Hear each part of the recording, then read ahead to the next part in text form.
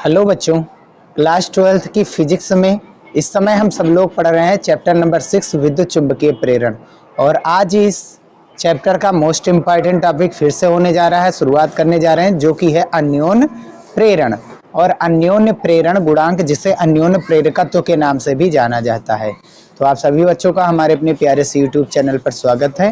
तो अभी तक हम इस चैप्टर में पढ़े हैं कि विद्युत चुंबकीय प्रेरण होता क्या है, चुंबकीय फ्लक्स क्या होते हैं, फैराडे के नियम, फैराडे तथा हेनरी के प्रयोग, विद्युत चुंबकीय प्रेरण संबंधी जो प्रयोग थे उसके बारे में पढ़ा। और फिर इसके बाद हमने पढ़ा कि किसी एक समान चुंबकीय क्षेत्र में अगर गति करते चालक में विद्युत वाहक बल उत्पन्न होता है तो उसका फार्मूला क्या होता है, अगर वो चालक घूर्णन कर रहा होता है तो उसमें कितना चालक उत्पन्न होता है। और फिर इसके बाद हमने पिछले वीडियो में पढ़ा है एक मोस्ट इम्पॉर्टेंट टॉपिक, स्वाप्रेरण की घटना क्या होती है। तो स्वाप्रेरण अन्योन्य प्रेरण दोनों एक ही प्रकार की घटनाएं होती हैं, विद्युत चुंबकीय प्रेरण से संबंधित होती है। स्वाप्रेरण में क्या था, एक ही कुंडली थी, जिस कुंडली में हम विद्युत धारा प्रवाहित कराए थे उसी कुंडली में ही विद्युत वाहक बल उत्पन्न हुआ। लेकिन अन्योन्य प्रेरण की घटना ऐसी नहीं होने वाली है। नाम से ही हमको पता चल सकता है कि अन्योन्य प्रेरण का मतलब जिस कुंडली में दो कुंडलियां होंगी, जिस कुंडली में हम विद्युत धारा प्रवाहित करेंगे उसका नाम प्राथमिक कुंडली होगा, और जिस कुंडली में हम विद्युत वाहक बल उत्पन्न करना चाहते हैं वो होता है हमारा द्वितीय कुंडली होगी। ठीक, तो दो कुंडलियों में से एक कुंडली में धारा प्रवाहित कराएंगे तो दूसरी कुंडली इससे संबद्ध चुंबकीय फ्लक्स के मान में परिवर्तन होने से उसमें विद्युत वाहक बल उत्पन्न हो जाता है, और जिसके कारण ये घटना अन्योन्य प्रेरण कहलाती है। तो अन्योन्य प्रेरण क्या होती है, हम ऐसे भी समझ सकते हैं कि दो कुंडलियों जो पास पास रखी हैं, दो पास पास रखी कुंडलियों में किसी एक कुंडली में विद्युत धारा प्रवाहित करने पर दूसरी वाली कुंडली में विद्युत वाहक बल का उत्पन्न होना या धारा का उत्पन्न होना अन्योन्य प्रेरण की घटना कहलाती है और मोस्ट इंपॉर्टेंट है। आगे चलिए समझते हैं इसके बारे में। पहले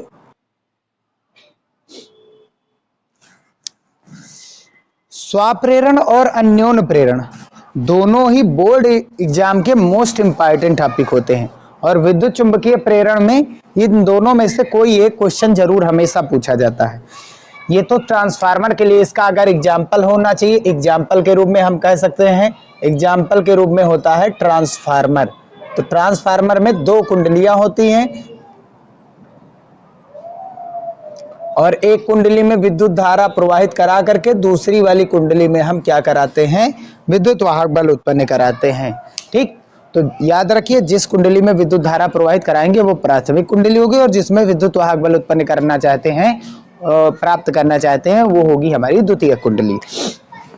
तो सबसे पहले हम चित्र को देखते हैं। तो ये हमारी एक कुंडली है, कह सकते हैं परिनालिका, और जब हम इसको किससे जोड़ते हैं,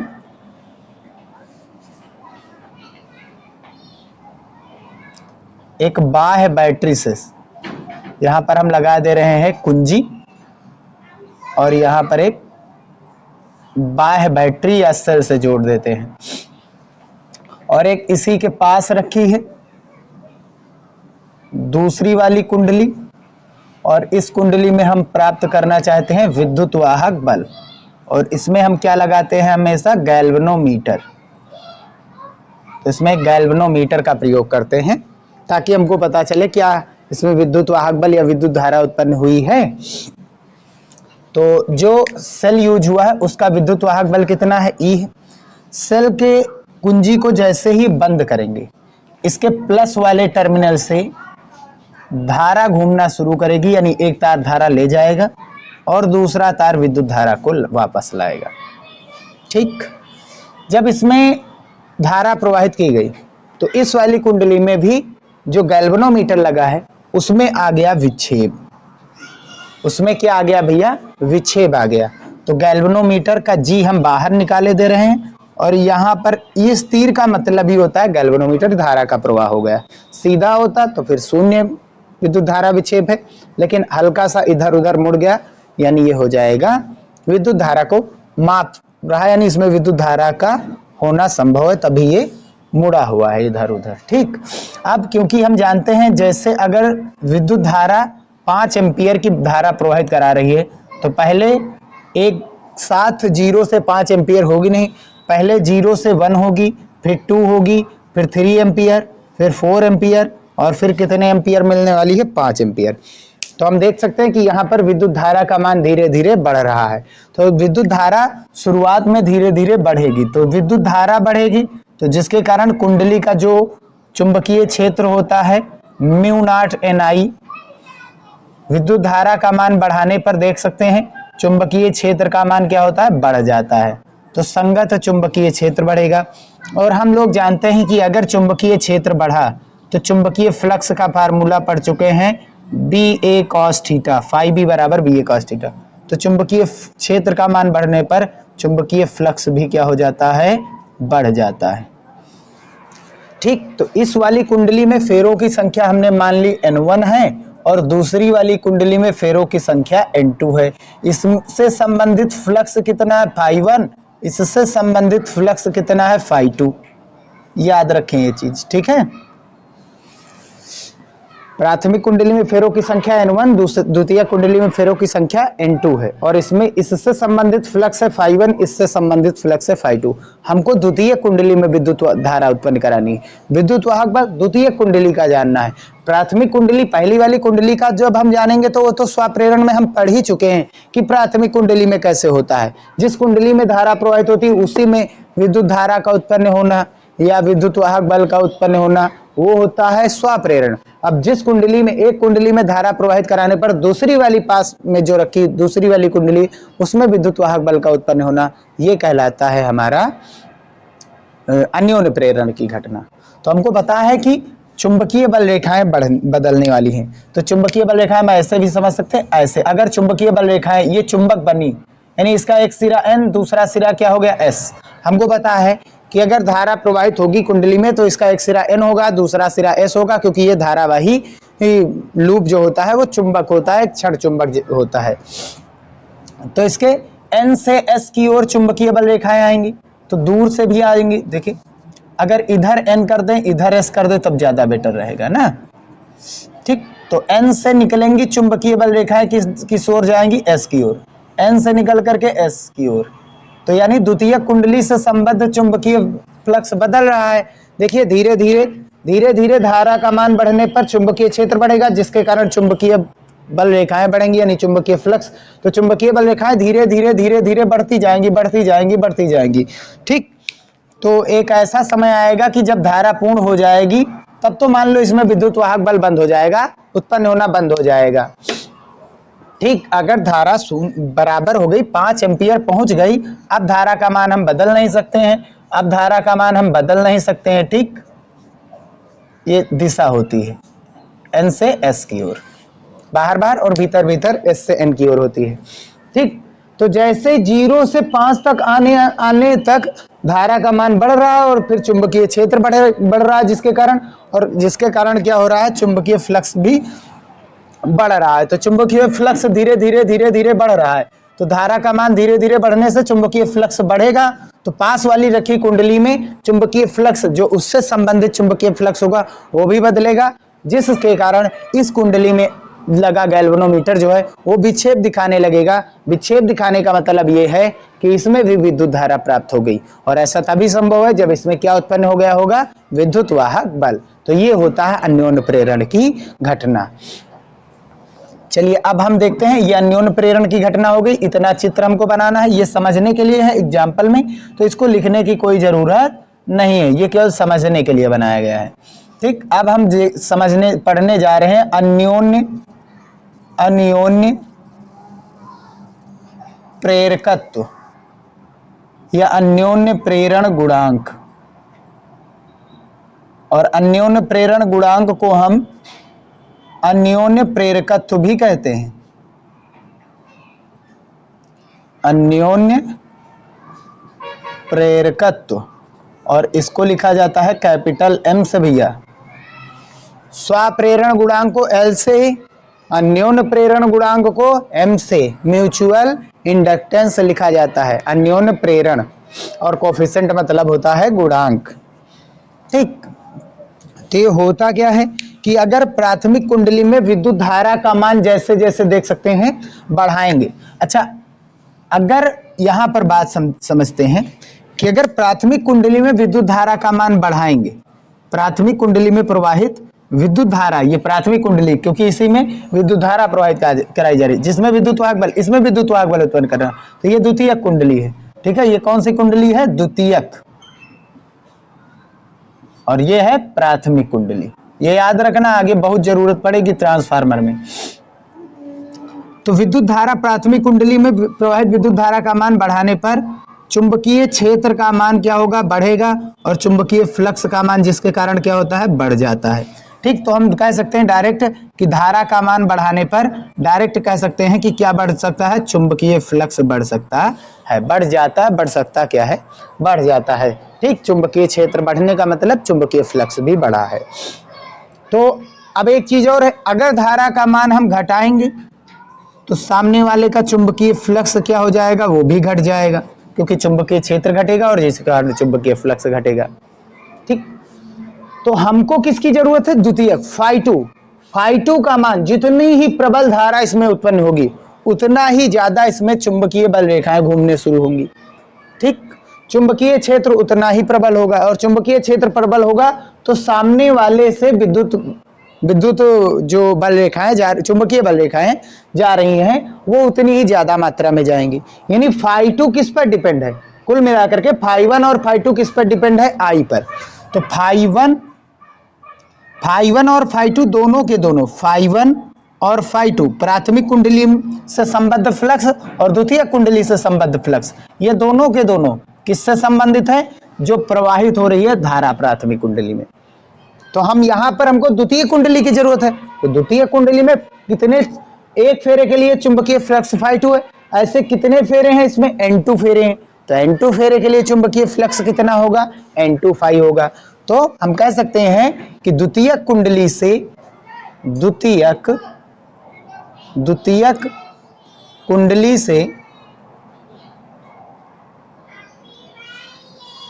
से संबद्ध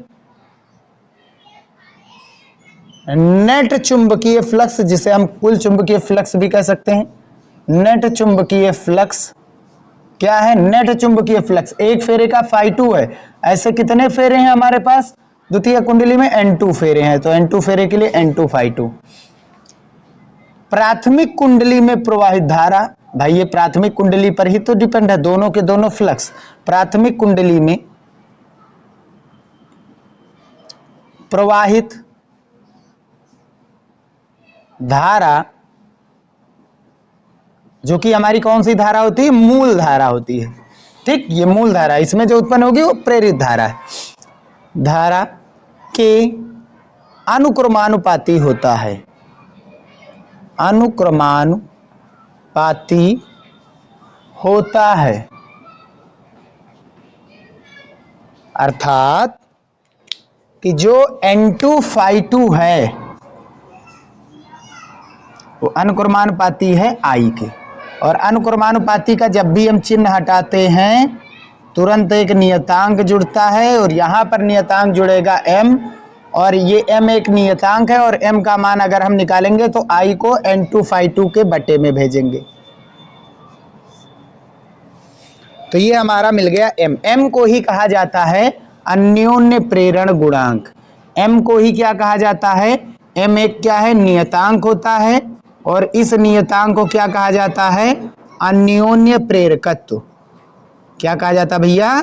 अन्योन्य प्रेरकत्व। ठीक है, तो अगर हम अन्योन्य प्रेरकत्व की परिभाषा निकालें तो हम कह सकते हैं अतः,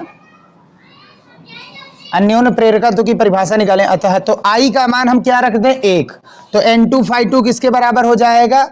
M के बराबर हो जाएगा। यानी द्वितीय कुंडली का नेट चुंबकीय फ्लक्स क्या हो जाएगा? अन्योन्य प्रेरकत्व के बराबर हो जाएगा। कब? जब I का मान हो जाएगा 1। I क्या है?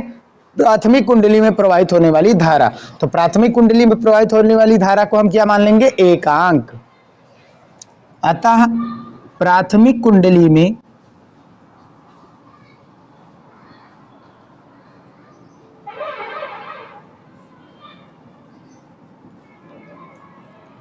एकांक विद्युत धारा या 1 एम्पियर, एकांक विद्युत धारा का मतलब 1 एम्पियर, एकांक विद्युत धारा प्रवाहित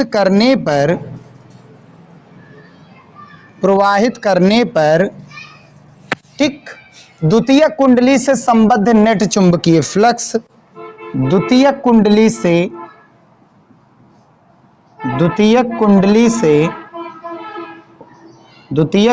से संबद्ध नेट चुंबकीय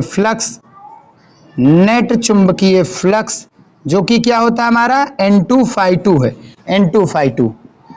N2 क्या होता है, किसके बराबर होता है, ये 1 हो गया तो N2 M के बराबर, और M क्या है, M है हमारा अन्योन्य प्रेरकत्व, द्वितीयक कुंडली के अन्योन्य प्रेरकत्व के बराबर होता है, द्वितीयक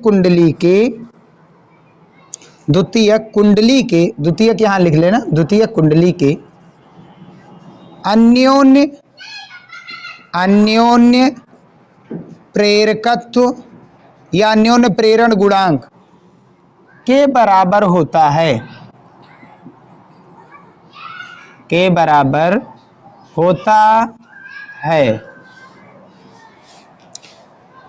ठीक है भैया। ये हो गई हमारी अन्योन्य प्रेरण गुणांक की परिभाषा। आप इसको ऐसे भी कह सकते हैं कि प्राथमिक कुंडली में 1 एम्पीयर विद्युत धारा प्रवाहित करने पर द्वितीयक कुंडली से संबद्ध नेट चुंबकीय फ्लक्स को ही अन्योन्य प्रेरण गुणांक कहते हैं, या फिर यह भी कह सकते हैं फार्मूले बेस पर कि द्वितीयक कुंडली से संबद्ध नेट चुंबकीय फ्लक्स तथा प्राथमिक कुंडली में प्रवाहित होने वाली धारा के अनुपात को अन्योन्य प्रेरण गुणांक यानी अन्योन्य प्रेरकत्व कहते हैं। अब हमको निकालना है कि कितना प्रेरित विद्युत वाहक बल उत्पन्न हुआ। तो द्वितीयक कुंडली से संबद्ध प्रेरित विद्युत वाहक बल, तो द्वितीयक कुंडली में कितना प्रेरित विद्युत वाहक बल उत्पन्न हुआ है, कितना प्रेरित विद्युत वाहक बल उत्पन्न हुआ है वो चीज हमको देखना है। तो विद्युत वाहक बल का फार्मूला क्या बताया गया था, E = माइनस का dd ऑफ φb, लेकिन φb क्या है, फ्लक्स है, संबद्ध फ्लक्स। यहां किसका संबद्ध फ्लक्स, कौन सा संबद्ध फ्लक्स है, N2 है। कौन है भैया, N2 है संबद्ध फ्लक्स। तो यहां पर संबद्ध फ्लक्स हमको लेना है N2 को। तो हम यहां पर कह सकते हैं E = द्वितीय कुंडली में जो विद्युत वाहक बल उत्पन्न हुआ माइनस का dd ऑफ N2, और N2 द्वितीय कुंडली से संबद्ध नेट चुंबकीय फ्लक्स है। N2 की वैल्यू क्या है, Mi के बराबर है। तो E = माइनस का dd ऑफ कितना हो जाएगा, Mi, और M कांस्टेंट है तो आगे आ जाएगा। तो E = माइनस का M, ऊपर क्या बचा di, और नीचे क्या बचा dt, यानी dd ऑफ I। और अगर हम M की वैल्यू निकालेंगे यहाँ पर, तो फिर क्या होगा कि जो हमारा dt ऑफ I है वो E के बटे में चला जाएगा। तो M की वैल्यू निकालेंगे तो एक दूसरी परिभाषा भी तैयार होगी भैया। तो M = माइनस का ये dt ऑफ I E के बटे में भेज देंगे, और माइनस भी इधर भेज रहे हैं, तो dt ऑफ I बटे में भेज रहे हैं। ठीक, तो ये बन गया हमारा M का दूसरा फार्मूला, एक ये बना, और इस फार्मूले से परिभाषा क्या निकलेगी इसको, अच्छा dt ऑफ I को क्या कहा जाता है, धारा परिवर्तन की दर, धारा परिवर्तन की दर। अच्छा, माइनस चिन्ह क्या बताने की कोशिश कर रहा है, माइनस चिन्ह लेंज नियम को दर्शाने की कोशिश कर रहा है कि इसमें जो धारा उत्पन्न होगी वो सामने वाली धारा का विरोध करेगी। इसमें जो धारा बढ़ रही है तो इसकी धारा उस वाली धारा के परिवर्तन का विरोध करेगी, धारा का विरोध नहीं करेगी। उसमें जो परिवर्तन होगा उसका विरोध करती रहेगी। अर्थात कह सकते हैं जब हम ट्रांसफार्मर पढ़ेंगे उसमें अच्छे से ये चीजों को हम पढ़ने वाले हैं। और ये कौन सी धारा है, प्राथमिक कुंडली में प्रवाहित धारा है। कौन सी धारा है, प्राथमिक कुंडली में प्रवाहित धारा। तो प्राथमिक कुंडली में प्रवाहित धारा परिवर्तन की दर है ये, ठीक। और ये क्या है, ये द्वितीय कुंडली में उत्पन्न विद्युत वाहक बल है। कौन सी कुंडली में? द्वितीयक कुंडली में। तो परिभाषा क्या लिखेंगे कि प्राथमिक कुंडली में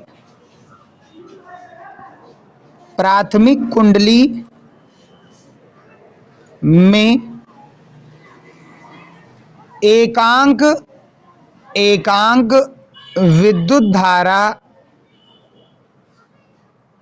विद्युत धारा परिवर्तन की दर,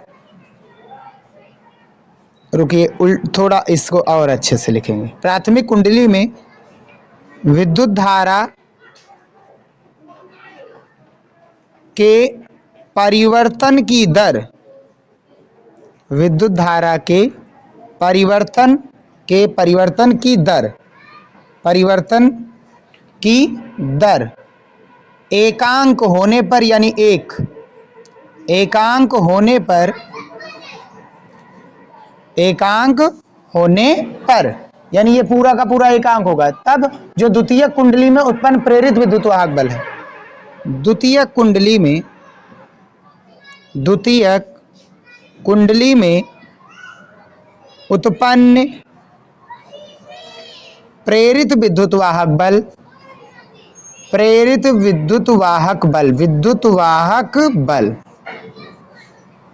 के ऋणात्मक मान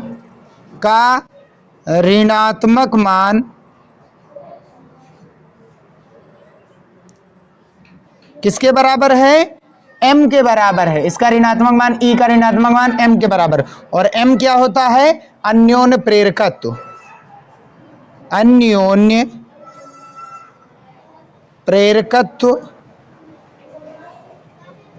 कहलाता है। लिख दीजिए, कोई दिक्कत नहीं, ठीक। अन्योन्य प्रेरकत्व कहलाता है। तो अन्योन्य प्रेरकत्व और स्वप्रेरकत्व हमें ये बताते हैं कि कुंडली में कितना विद्युत वाहक बल उत्पन्न हुआ है, या फिर हम कह सकते हैं कुंडली से संबद्ध कितना चुंबकीय फ्लक्स में परिवर्तन हुआ है। इसके बारे में बताता अन्योन्य प्रेरकत्व और स्वप्रेरकत्व। ये था हमारा अन्योन्य प्रेरण और अन्योन्य प्रेरण गुणांक, मोस्ट इंपॉर्टेंट है। इसका एग्जाम्पल ट्रांसफार्मर होता है, ठीक है। यहीं पर हम वीडियो समाप्त करते हैं। नेक्स्ट वीडियो में हम आगे के पार्ट को भी देखेंगे।